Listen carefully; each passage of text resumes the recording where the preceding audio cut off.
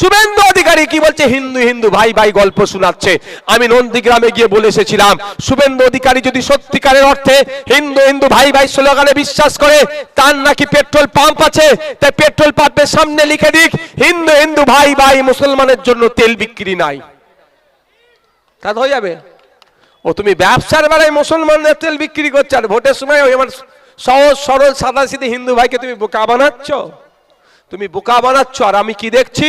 ক্ষুধার সূচকে এবারে 123টি দেশকে নিয়ে সারা পৃথিবী জুড়ে সমীক্ষা চালিয়েছে। ক্ষুধার অর্থাৎ ক্ষুধার্ত মানে কি বলবো, গ্রাম্য ভাষায় কি বলে গো?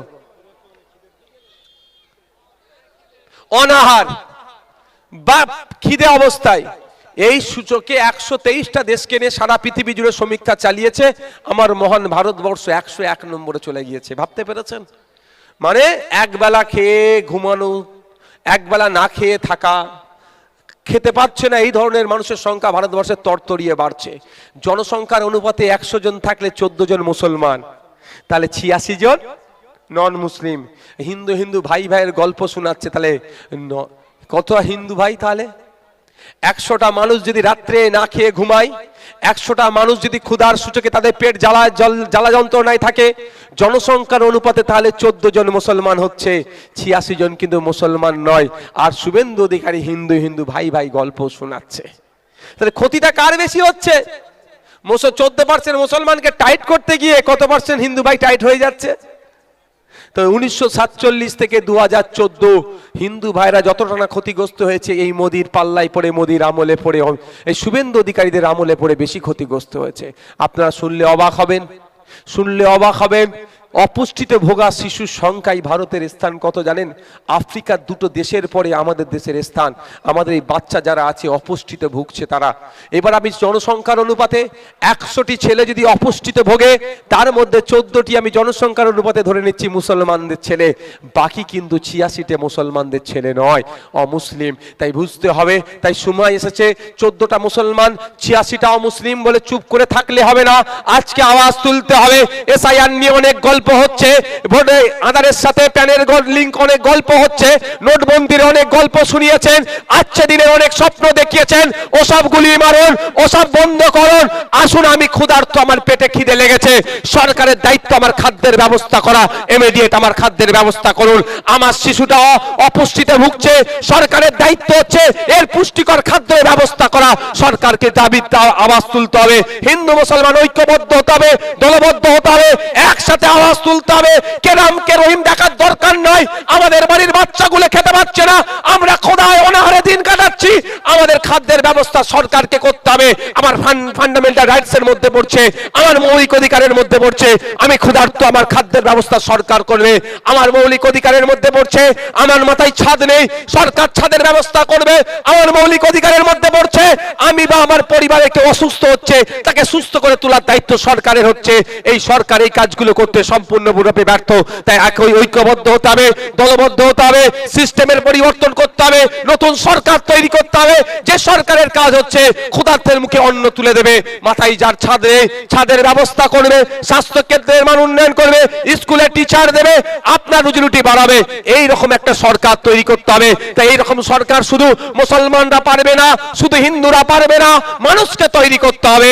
তাই আমাদের ধর্মীয় বিভাজন নয়, আমাদের ঐক্য হতে হবে, দলবদ্ধ হতে হবে, ঐক্যতার সাথে সরকার তৈরি করতে হবে। যেই সরকারের কাজটাই হবে মানুষের জন্য কাজ করা। কে হিন্দু, কে মুসলমান, কে খ্রিস্টান, কে দলিত, সে দেখার দরকার নাই। সংবিধান যে অধিকার দিয়েছে সেইগুলোকে বাস্তবায়ন করতে হবে, সেগুলো বাস্তবে রূপ দিতে হবে। এই ধরনের সরকার আমাদের গড়ে তুলতে হবে। আর না হলে কি হবে? ফিরহাদ হাকিমের মতো মুসলমান হবে, বীরবাহা হাসদার মতো আদিবাসী হবে। আর বলবো নাকি? রাগ হয়ে যাবে বললে। ফিরহাদ হাকিম সাহেব গো, বাই সার্টিফিকেট মুসলমান, সার্টিফিকেটে মুসলমান, তো কি লাভ হচ্ছে মুসলমানদের? আমি বলুন কি লাভ হচ্ছে? বীরবাহা হাসদা ফরেস্ট মিনিস্টার, আদিবাসী সমাজ থেকে উঠে এসছে, আদিবাসীদের কি লাভ হচ্ছে? আপনারা শুনলে অবাক হবেন, পশ্চিমবাংলায় 1 কোটি আদিবাসী নাই, আর 1.5 কোটি আদিবাসী এসটি সার্টিফিকেট হয়ে গেছে। মানে আমার মতো কেউ ধাপ্পাবাজি করেছে? তাহলে মন্ত্রী, তুমি মন্ত্রীর সিটে বসে আছো, সরকারকে বলবে না যে আমার জাতের মানুষের যে ফ্যাসিলিটিগুলো তাহলে অন্য জাতের মানুষ নিয়ে নিচ্ছে, এটা বলাটা অন্যায় নাকি? আমি অন্যায় মনে করি না। সংবিধান প্রদত্ত 6 শিডিউল সম্পূর্ণরূপে বাস্তবায়ন হচ্ছে না। আদিবাসীদের জন্য বলাটা যদি কি অন্যায় মনে করে, আমি অন্যায় মনে করি না। আমি বলবো, আমি দলিতদের জন্য বলবো, দলিতদের কোটায় নন দলিতরা চাকরি পাবে কেন? আমি কথা বলবো। তাই যদি কেউ আমাকে বলে নওশাদ সিদ্দিকী এক্সট্রিমিস্ট, আমি এক্সট্রিমিস্ট তাদের ভাষায়, আমি কোনো পরোয়া করি না। আমি মুসলমানদের কথা বলবো, ওবিসি সার্টিফিকেটের নামে মুসলমানদের যে দুরবস্থা করেছে তার বিরুদ্ধে আমি কথা বলবো। তাতে যদি নওশাদ সিদ্দিকী কেউ মৌলবাদী বলে, তো আমি তাদের ভাষায় মৌলবাদী, আমার যাই আসেন, আমি কোনো পরোয়া করি না।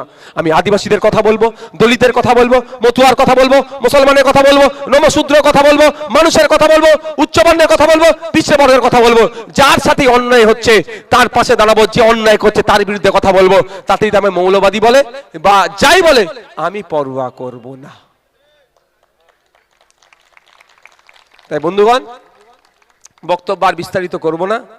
2021 সালে বিজেপি চলে আসবে বলে অনেক ভয় দেখিয়েছিল।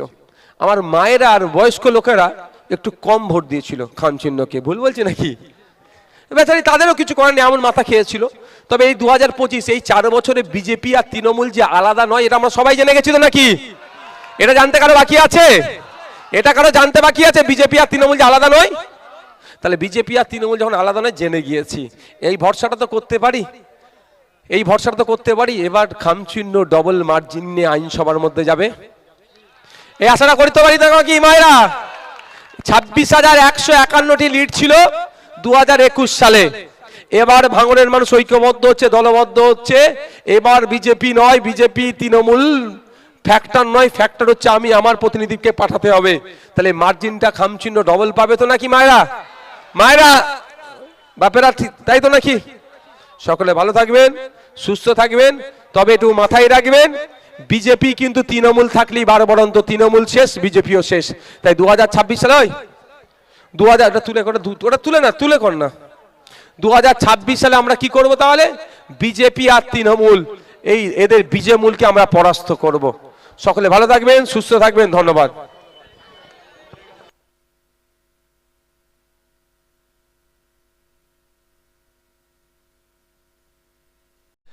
ধানতেরাস উৎসব হিন্দু ভাইদের একটা উৎসব। তারা মনে করে ধানতেরাসের দিনে তারা যদি একটু সোনা গহনা কিনে তাদের লক্ষ্মী লাভ হবে, সারা বছর তারা এই লক্ষ্মী লাভ হবে তাদের।